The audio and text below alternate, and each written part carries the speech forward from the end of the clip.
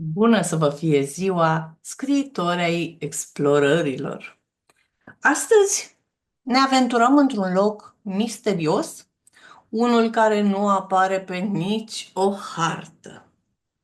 Nu toate locurile sunt destinate să fie găsite, dar ce-ar fi dacă am ajunge într-un astfel de loc? Iată care este misiunea pe care vă propun pentru astăzi. Scrieți despre un personaj care, din greșeală, ajunge într-un loc care nu ar trebui să fie existat. Cine trăiește acolo? Cum este posibil să trăiești în acest loc?